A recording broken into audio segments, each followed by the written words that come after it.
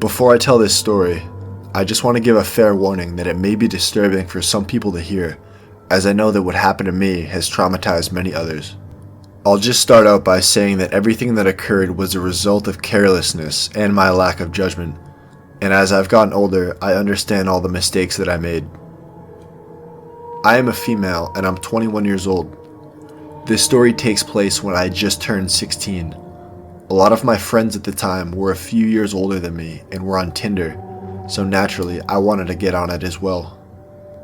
I obviously had to lie about my age, as the youngest you were allowed to be is 18. Deep down I knew this wasn't a smart idea, but my friends were a bad influence and told me that plenty of girls lie about their age on there, so I said whatever. I wasn't one of those people that would be constantly checking for matches or spend all my time swiping on people. I really only used it right before bed. I had been on it for maybe like a month, and I honestly hadn't talked to that many guys. Tinder really didn't seem all that it was cracked up to be, because everyone on there seemed ugly or boring. That was until I met Jake. He looked almost exactly like a younger version of Ashton Kutcher, and he was only 18. We talked for a while, and he had me absolutely smitten by him. Every compliment you could think of, he gave me. Pretty soon, we moved over to iMessage. I found out he had graduated from high school a town over and was working with his dad doing carpentry. My dad did carpentry too, so I asked him what company he worked for, but he said his dad just did side gigs and he didn't work for anybody. That was weird, because I knew it was rare for someone to do side work full time without working for a legit company, but honestly I was just so into Jake that I didn't press him about it. Another thing that was weird to me though, was that he always seemed to be busy when I wanted to FaceTime him. I always seemed to find a way to believe him, but he'd send me these really cute voice memos saying how that I was beautiful, and how I was sweet, and how we were gonna meet up soon. He had a really deep voice, and sounded way older than 18, but of course I thought nothing of this. I was the type to let the guy make the first move, so I was glad that he was interested in meeting. I sent him a voice memo back, sort of hinting I wanted to meet him, and he responded asking if I was free that weekend. I told him I was free, and we planned to have him come pick me up at my house on Saturday and go up to some really good pizza place near me.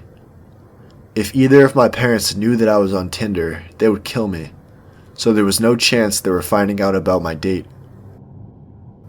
On Saturday, I told them I was going out with a few of my friends, and neither of them questioned it at all.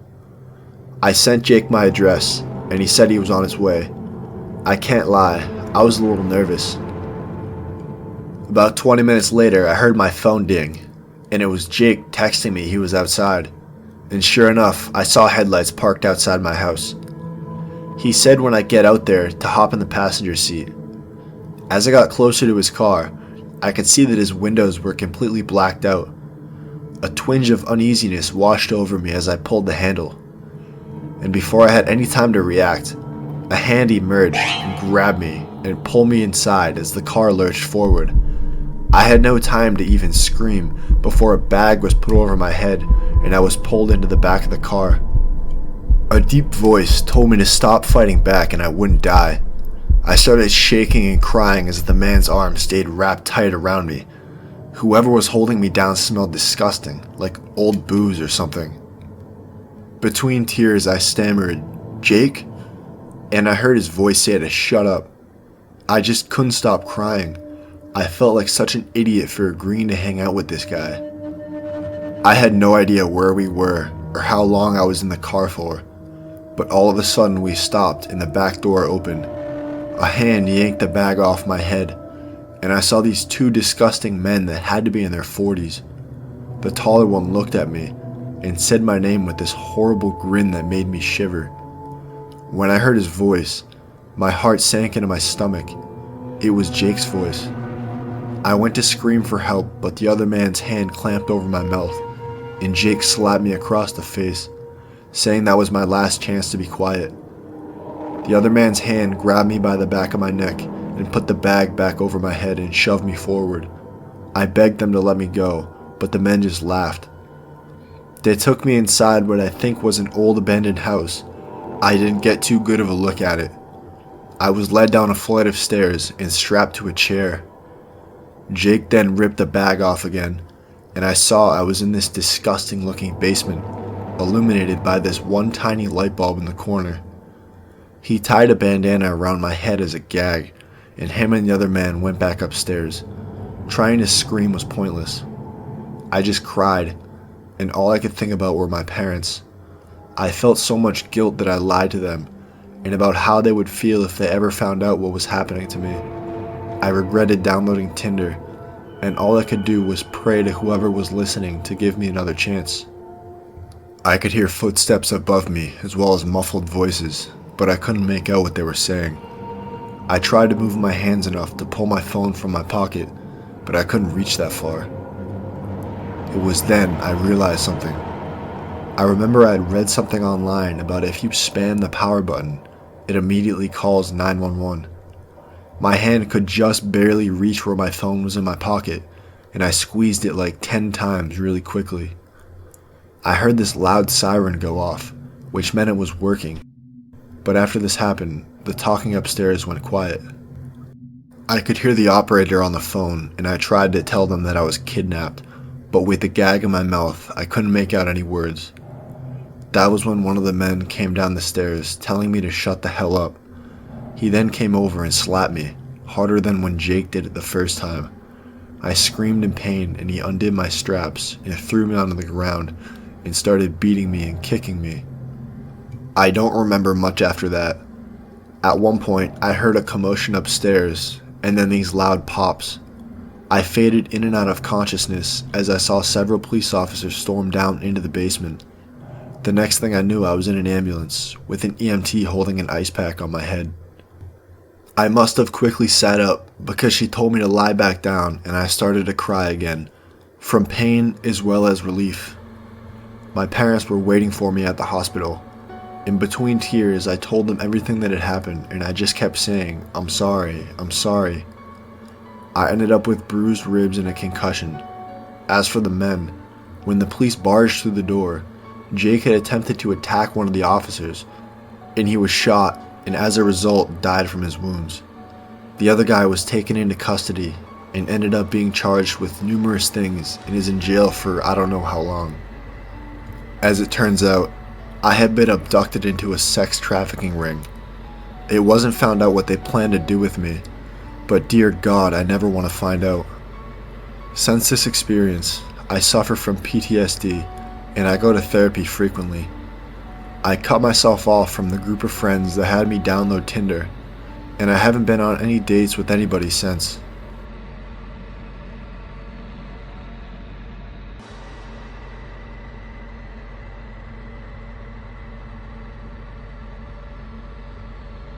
I'm a male, 24, and I've been using pretty much every dating app you can imagine.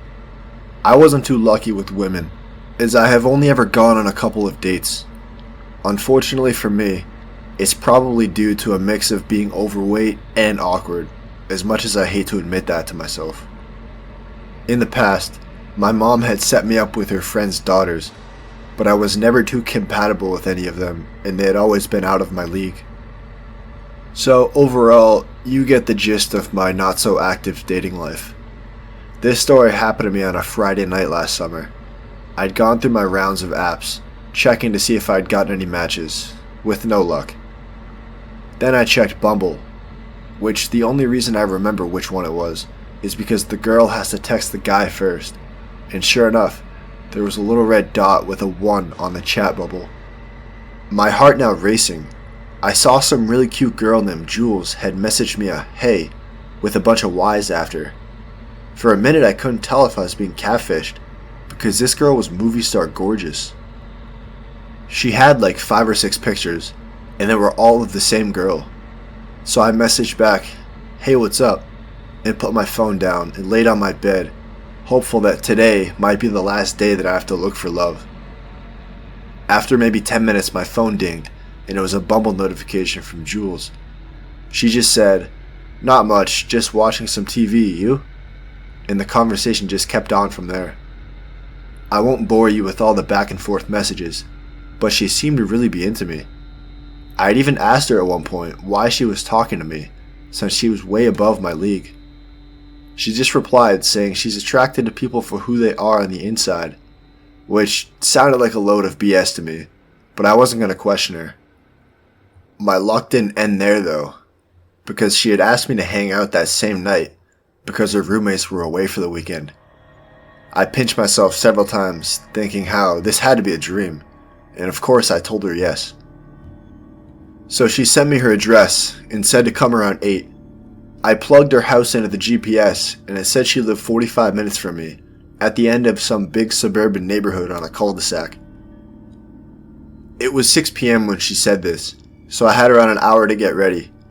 I showered and doused myself in cologne. I know, classy. And I figured I'd have enough time to pick up some flowers and a bottle of wine on my way. I had been to her town a few times for work, so I had a general idea of the area. As I navigated Jules' neighborhood, I realized it didn't seem that nice. A lot of the houses seemed vacant or abandoned. Once I pulled up to her address, I saw that her house looked trashed, but I saw lights on upstairs. I'm not one to judge, so I just texted her, letting her know I had arrived. My heart was racing from nervousness, and she just texted me back, saying to come in the front. As I walked up the front steps, wine and flowers in hand, Jules opened the door and smiled at me, and I quite literally almost fainted. I held out the flowers and she grabbed them with a thank you, and said that I should head upstairs to her room. She disappeared into the kitchen, and I just headed up, each one of the stairs creaking loud. And I will say the inside of the house matched the outside. It was a pit. It surprised me that Jules would live in a house like this. I assumed her room was the only one with the lights on, so I walked in and sat in her desk chair. My heart was still racing from being nervous when I heard the creaking of the stairs, which meant she was coming up. These were slower steps though, almost as if she was trying to be quiet. Once she got to the top, the footsteps stopped. I called out, saying I was in her room, but she didn't respond. As I got up to check the hall, I had just seen her walk into one of the other rooms. Kinda confused, I walked over to where I saw her go in, and once again called out, "Jules, where are you going?" Right as I was about to enter this dark room, I heard Jules call from downstairs, saying she was coming up in a minute. But I thought she was home alone. Before I even had time to reread our texts, the door opened and a tall man with a mask came out and lunged at me, but I ducked out of the way before he could grab me. I sprinted down the stairs, and at the bottom Jules came into view with a baseball bat. I screamed that there was a man upstairs, and she just smiled at me and said, "Yeah, he's my boyfriend." This so-called boyfriend started coming down the stairs after me, and I bolted for the door, and Jules swung her bat, which hit me on my arm really hard. I managed to get through, tearing across the yard and into my car. I turned the key and left a strip of rubber on the road as I peeled out of there. My adrenaline was pumping so hard, I didn't even think to call the police once I got home. I had a new message from Jules, telling me it was a prank and to come back and that it was just her and her brother messing around. Yeah, I don't think so. I just deleted Bumble entirely, like I'd be missing out on a lot of girls anyway. I assumed Jules, if that was even her name, just wanted to rob me or something. But I'll never forget that evil smile she had while holding the bat, and I haven't heard from her since.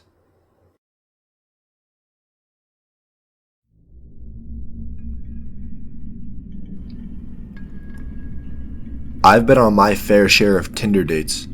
I'm usually the type of person who just enjoys going out meeting people since I was in college and not really looking for a relationship. I'm not one to brag about my physical appearance, but for the sake of the story, I was a pretty attractive female and in my 20s, so I was always getting matches on any sort of dating app I used. In my profile, I made it clear I wasn't looking for anything serious, and that I was just looking to meet new people. In high school, I had a terrible habit of leading people on, and I always hated having to deal with hung-up guys. I never really ran into any issues since I did this, and most of the guys I'd ever hang out with were on the same page as me. I was talking to this guy Chad for a while, and he seemed like most of the other guys I'd talked to. After a few days, he asked for my number because he wanted to FaceTime me. If I can sense any red flags from a guy, I never give him any of my social media, and especially not my number. But the more I talked to Chad, the more I began to realize what a great guy he seemed to be. So, I gave him my number and we FaceTimed. He definitely was a little bit more awkward than he was over text, but he seemed pretty cool, so I chalked it up to him just being nervous. He asked me if I wanted to meet up that upcoming Friday to get some drinks, and I said yes. When Friday rolled around, I went to this little bar near my house and I saw Chad sitting at a table and he waved me over. He stood up to give me a hug hello, and that's when I realized that he was way taller than I'd imagined. He had to be at least 6'4", and he was incredibly handsome. We talked for maybe 20 minutes before he suggested that we get some drinks. I agreed, but before I had a chance to get up, he told me to wait there and he'd get them for us. Now, I wasn't dumb. I knew about all the dangers of roofies and how easy it is for it to happen, so I kept my eyes locked on his hands.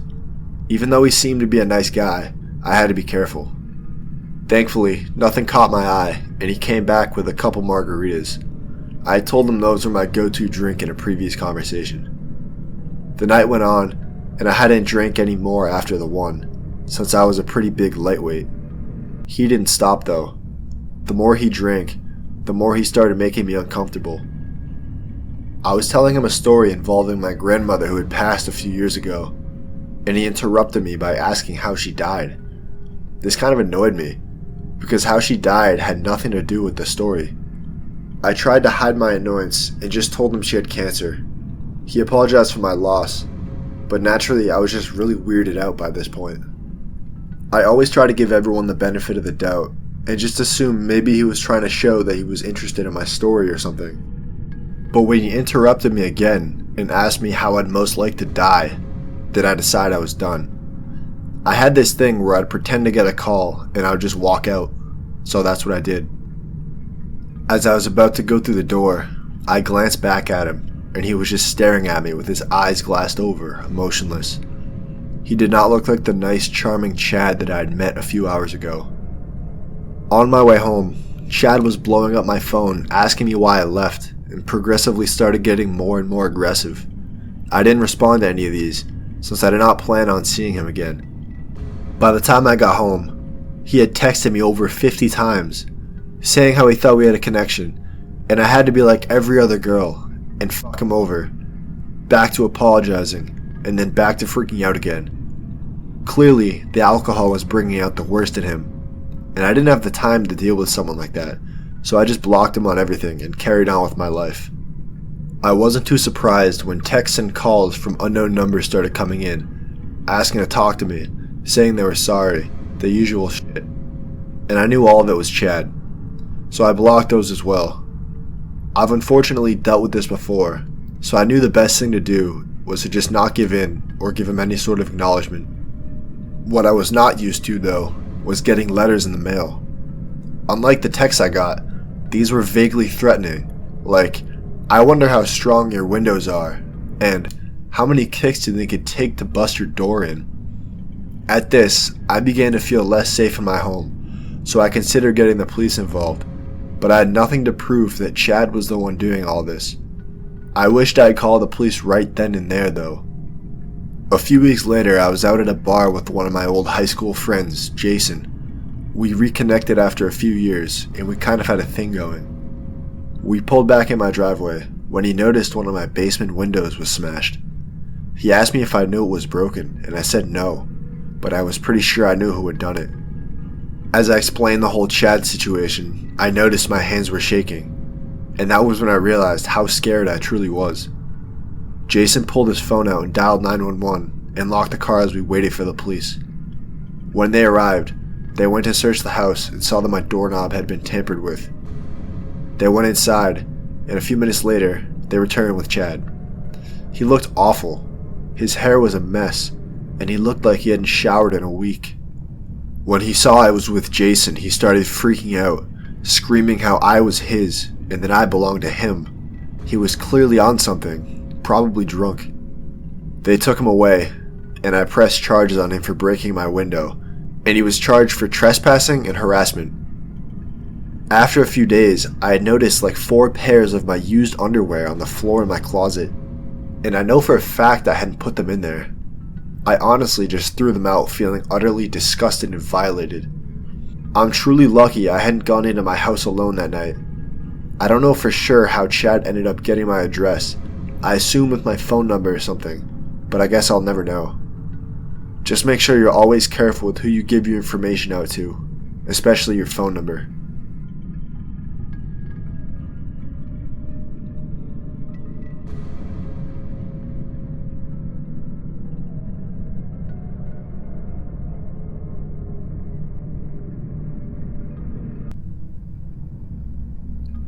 Back when I was in college, my friends and I were constantly pranking each other. We were very immature for our age, I know. I had a prank war with one of my friends, I'll call him Dave, and we bet that the first person to surrender would have to wear a dress to class or something stupid like that. It started out pretty harmless. We'd do stuff like put saran wrap over the toilet or stealing the laces out of each other's shoes, but eventually it got more and more drastic. Dave managed to convince me that this unknown number texting my phone was this really hot girl from one of my classes, and had me show up at her dorm at 2 a.m., to which she screamed at me and told me to get out or she was calling the police, when it really was just Dave texting me from a burner phone. That was when I knew I had to take it up a notch. I had an idea. I downloaded Grindr, which I'm sure everyone knows what it is. For those that don't, it's like Tinder, but for gay men. I made a profile with Dave's pictures, and I even put his Snapchat username and phone number in the bio. Then I started using the app like I would Tinder, swiping on every person I saw. Once I started getting matches, I'd message them all these filthy things, as uncomfortable as that made me, but I still thought it was hilarious. Pretty soon, Dave started getting these guys adding his Snap and texting him, and he was pissed. It didn't take long for him to figure out exactly what I had done, and he was livid. I told him the only way I'd delete the account was for him to surrender, which he did. Now that I was victorious, he watched me delete the account. The texts and Snapchats wouldn't stop though. Every day, Dave would tell me all these different guys were texting him all this weird ass stuff, and he told me that I was a piece of shit for doing that to him. I can't lie, I did feel bad, as I could tell he was getting really creeped out. But that was the risk he took when we started the prank war, which anything goes. It only got worse though. The texts got more and more, and he even was getting these older guys messaging him on Instagram. I'm talking like ages 50s and 60s. He had never responded to a single one of these, and eventually the text started going from creepy and weird to straight up threatening. This one number that texted him just listed off his name, home address, and family members. This freaked us both the fuck out, and with wide eyes Dave looked at me with pure panic. Before, we figured that calling the police would be pointless since there wasn't much they could do, but now that he seemingly had a direct threat, we figured that now was the time. The police station was a 2-minute walk down the street, so instead of calling them, we just decided to show up there. Once we arrived, we explained everything that had happened. As embarrassing as it was, I had to give them all the details. The officer we were talking to said that since I put his phone number in the Grindr bio, someone likely leaked it on some other platform, which caused the constant influx of messages, possibly even just from one person from several different numbers. As for Snapchat and Instagram, since his number was linked with those accounts, it made it easy for anyone tech savvy to find those as well. This also went for basically all of his personal information. The cop then recommended Dave change his phone number, and he might have to make all new social media accounts. Man, I felt awful. I could tell Dave was just sick of all this and just wanted it to be over. Not too long after we left the station, he got another text. It was from another random number that said, "The police can't help you." He just replied, "Fuck you," and shut his phone off. He did end up getting a new phone number that same day, but it doesn't change the fact that a lot of his personal information is likely still out there. He did forgive me for it, but I still apologize now and then because I potentially put his life in danger. 2 years later, and nothing has happened. but we haven't had a prank war since then.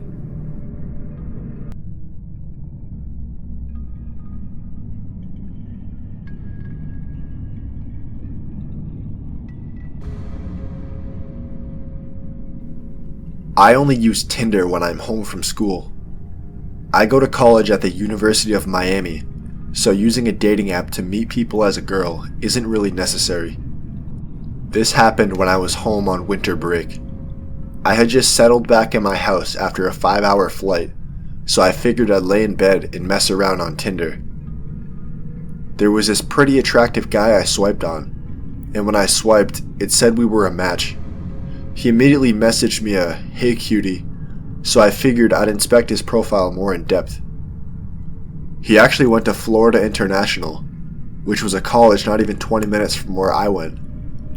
Also, he met my only standard, which was not having any pictures of him holding a fish, so I messaged him back. We talked for a little bit, but he seemed pretty dry and not very talkative, so eventually I got bored and stopped answering. I was talking to like 4 other guys at this point anyways, so my mind was pretty preoccupied. I never messaged him back after that, and his chat eventually fell to the bottom of my inbox and forgotten about completely. Fast forward 3 months, and I'm back at school. I was at some big party with a bunch of friends, and I was feeling decently drunk. This random guy comes up and starts chatting me up, and me being as drunk as I am, I barely even notice what he's saying. When I look up at him, he looks somewhat familiar. He must have seen the look on my face, trying to figure out where I knew him from, and he said something along the lines of, "I'm the guy you thought you were too good for. You don't know me at all."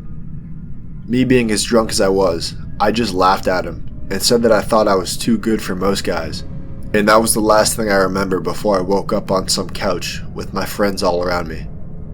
I was still at the party.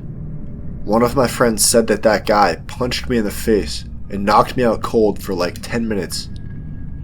A few of the other guys that were there had beaten him up pretty bad and they kicked him out. Through my tears, I asked why he'd do that to me. I was seriously trying to remember where I knew this guy from, so I pulled my phone out and looked on Tinder. At the top of the screen was this guy I hadn't talked to in months, and he had just sent me a message saying how he's not done with me.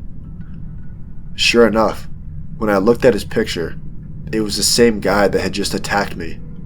He was the same one that I thought was attractive all those months ago. I screenshotted his message, and the next day when I was sober, I called the police. I reported him for punching me, and how he threatened me, and I showed the cops the screenshot. With several witnesses, I ended up filing a lawsuit against him for assault, and I got a restraining order as well. I've been living in fear since then. Even with the restraining order, I can't help but feel like I'm still in danger. Luckily though, I haven't seen him since the party, but I don't ever go out now without a thing of pepper spray on me.